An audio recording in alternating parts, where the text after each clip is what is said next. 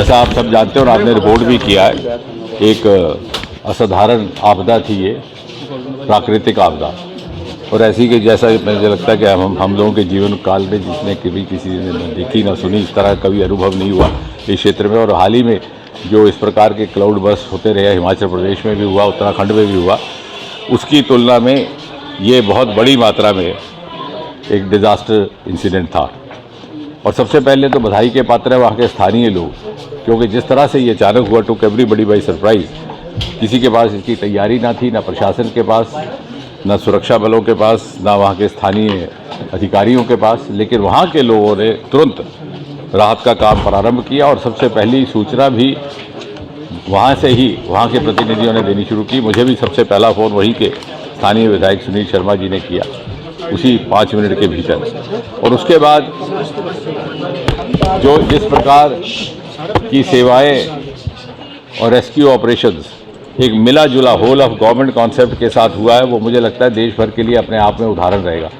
उसमें paramilitary forces भी शामिल है, CRP भी है, BSF भी है, इंडियन आर्मी भी है, इंडियन एयरफोर्स भी है, लोकल एडमिनिस्ट्रेशन तो ही है, जम्मू कश्मीर पुलिस के DGP वहाँ स्वयं कैंप कर रहे हैं, रीजनल कमिश्नर हैं।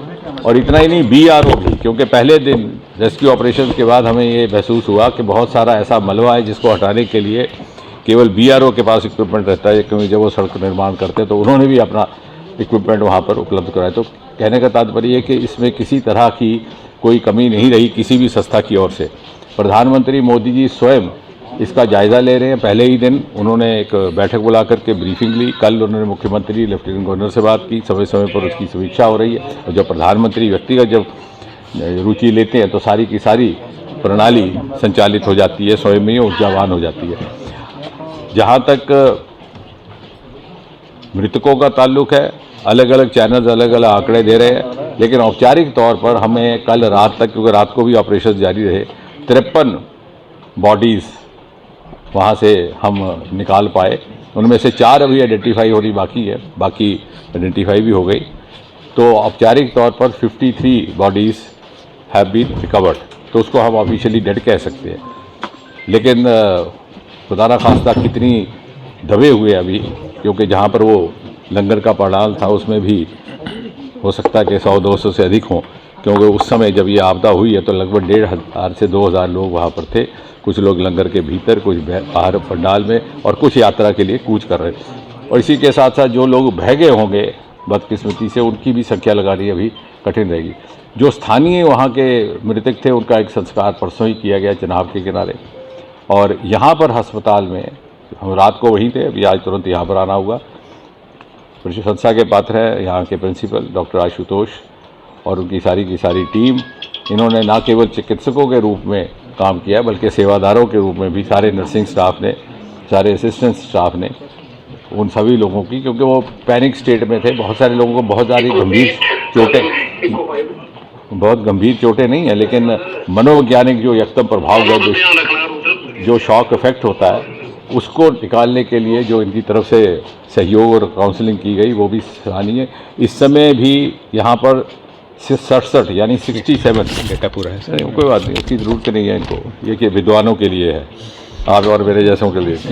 तो कुल मिलाकर के 67 थे, 67, जिसमें से 5 इन्होंने डॉक्टर साहब ने पहले ही डिस्चार्ज कर दिए। अभी हमने राउंड करके देखा कि 15 को और को कर देंगे, तो फिर घट करके हो जाएंगे आपके 52 जो रियली रिक्वायर्ड है, जिनको रिक्वायरमेंट मुझे लग रहा है कि धीरे धीरे, क्योंकि बहुत सारे लोगों को सॉफ्ट टिश्यू इंजरीज है, कहीं एक आध फ्रैक्चर्स हैं, क्योंकि वो मलबा जो था वो ज़्यादा मिट्टी और कीचड़ से भरा था। तो इतनी गनीमत है कि उसमें पत्थर और चट्टानें नहीं थी, तो हेड इंजरीज नहीं हो पाई, कोई बहुत ज़्यादा हार्ड इंजरीज नहीं हुई। और इंजरी से ज़्यादा साइकोलॉजिकल इफेक्ट है बच्चों में भी और दूसरों में। तो मुझे लगता है कि जब उनको डिस्चार्ज किया जाएगा तो फीलिंग ऑफ वेलबींग आती है परिवार में जा कर के। तो इसलिए अभी डॉक्टर साहब के साथ यही इनको मशवरा दिया और अभी यही फैसला हुआ कि हम धीरे धीरे इनको आहिस्ता आहिस्ता इन लोगों को डिस्चार्ज करेंगे। हमारा एक और भी मकसद यहाँ आने का ये भी था कि कोई और बाहर शिफ्ट करने की ज़रूरत नहीं है, लेकिन ऐसा मुझे इस बात का बड़ा संतोष है कि इस तरह की कोई बात है नहीं, क्योंकि मोस्टली सॉफ्ट इश्यूज में उसमें कई बार उसमें दर्द ज़्यादा होता है मरीज़ को, कई बार देखने में, चाहे मुंह के ऊपर जख्म है तो देखने में थोड़े काफ़ी देर तक लगेगा कि बहुत ज़्यादा चोट लगी है, लेकिन इंटरनल इंजरी नहीं रहती। We are in touch with director PJ Chandigarh. हाँ, वो तो तो अगर कुछ एक रादर टीम भी भेजी थी, they also had a big survey और एंड हमें- राउंड, मगर दे सेटिस्फाइड कि कोई अगर हम तो इस तैयारी के साथ आए थे कि ज़रूरत होगी तो हम चॉपर सर्विसेज को भी एक्टिवेट करेंगे, लेकिन इस तरह से कुछ नहीं है। मुझे लगता है कि हम सब का ये फ़र्ज़ है कि हम उनको रीअश्योरेंस दें। अब जो चले गए उनकी भरपाई तो हो नहीं सकती, जो बह गए पता नहीं उनकी क्या संख्या है। अभी सफाई का काम चल रहा है डेबरी का, क्योंकि वहाँ इतनी ज़्यादा मिट्टी भरी हुई है, रात भर एसडीआरएफ और एनडीआरएफ की टीमें अभी भी वहाँ पे तैनात हैं। लेकिन जो सहायता उपलब्ध हो सकती है वो सारी की सारी कराई गई है, और आगे भी कुछ आवश्यकता रही तो वो भी की जाएगी। और मुझे लगता है कि हम सब के लिए, सारे समाज के लिए ये एक सिर्फ इन भाई बहनों के लिए नहीं बल्कि हम सब के लिए एक परीक्षा की घड़ी है। इसीलिए हम सब भी चूँकि, और फिर ये मैंने तो कल जैसे कहा कि natural calamity coupled with natural constraints, एक ऐसी अनहोनी बात कि उस समय हवाई जहाज़ और हेलीकॉप्टरों ने चलना बंद कर दिया, मौसम नासाज हो गया। कल रात तक, बल्कि आज भी उधमपुर हवाई अड्डे पर हमारे 2 इंडियन एयरफोर्स के हेलीकॉप्टर रेस्क्यू मटीरियल लेकर के खड़े हैं, वो टेक ऑफ नहीं कर पा रहे। लेकिन रातों रात परसों ही गाड़ियाँ भेज दी गई इक्विपमेंट के साथ, और किसी तरह की कमी नहीं रहने दी गई है। और डॉक्टर साहब, कहूँगा कि अपेक्षा से ज़्यादा दिया जाएगा, उसमें कोई कमी नहीं रखी जाएगी। प्रधानमंत्री जी ने स्वयं इस बात का आश्वासन दिया, और केंद्र शासित प्रदेश की ओर से भी कोई इस प्रकार की कोई रिजर्वेशन या उसमें कोई दूसरी सोच की बात नहीं है, कोई सेकंड थॉट नहीं है।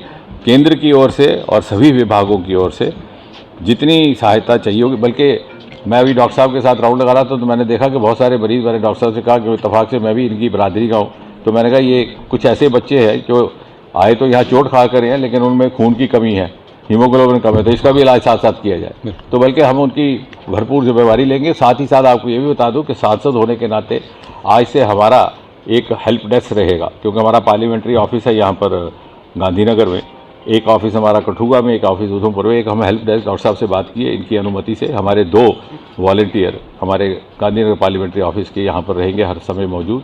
कोई और किसी चीज़ की आवश्यकता होगी तो मेरे साथ भी संपर्क रखेंगे और वो उपलब्ध भी कराएंगे। हाँ, जैसे ज़रूरत होगी। आपका सुझाव ठीक है, लेकिन आपको ये भी यू हैव टू अप्रिशिएट कि 2014 से पहले बहुत छोटी यात्रा हुआ करती थी, सिर्फ स्थानीय लोग जाते थे। इसका श्रेय भी इसी सरकार को जाता है। जब हम सांसद बन के आए 2014 में, तो ना वहाँ सड़क थी, ना वहाँ मोबाइल का टावर था। जैसे ही आप उस सड़क पर कदम रखते तो आपका मोबाइल बंद हो जाता। ना वहाँ शौचालय था, शौचालय था, ना वहाँ पीने का पानी था, ना वहाँ बिजली थी। तो एमपी फंड से वहाँ पर शौचालय निर्माणित किए गए। चूँकि बिजली पहुँचाना वहाँ दुश्वार था, तो एमपी फंड से वहाँ पर सोलर स्टेशन लगाया गया, मोबाइल टावर समझाए गए, और सड़क अभी अभी मुकम्मल हुई थी निर्माणित होकर। हम तो उसका बड़ा जश्न मना रहे थे। अभी एक बल्कि पुल नया बना था जिसके ऊपर अब कंक्रीट होना था, वो भी बह गया। तो इस कारण भी यात्रा की संख्या यकदम यकायक बढ़ गई।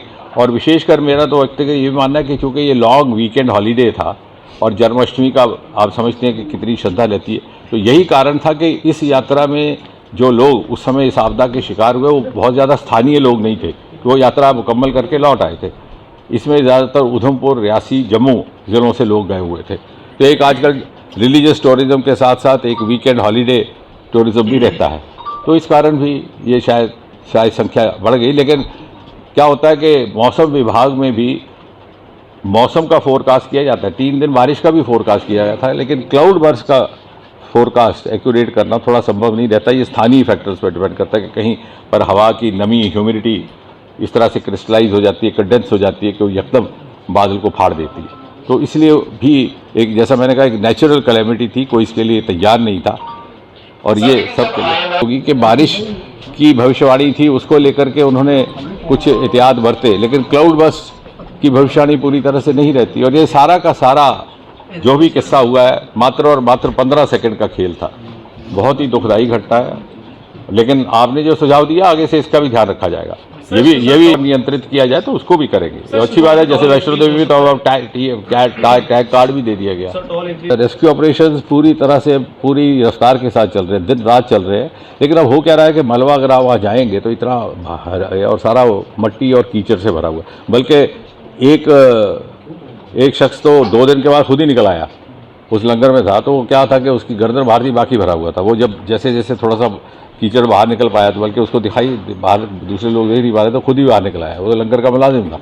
तो क्योंकि इतनी ज़्यादा मट्टी भरी हुई है, अब आप बहुत ज़्यादा बेलचा नहीं चला सकते, बहुत ज़्यादा बुलडोज़र नहीं चला सकते, नीचे कोई आदमी है उसको चोट लग जाएगी। तो बड़ा धीरे धीरे बड़ी नफाजत के साथ उस मलबे को साफ़ करना है। लेकिन दिन रात हमारे सेना बल भी वहाँ लगे हुए और सिविल प्रशासन।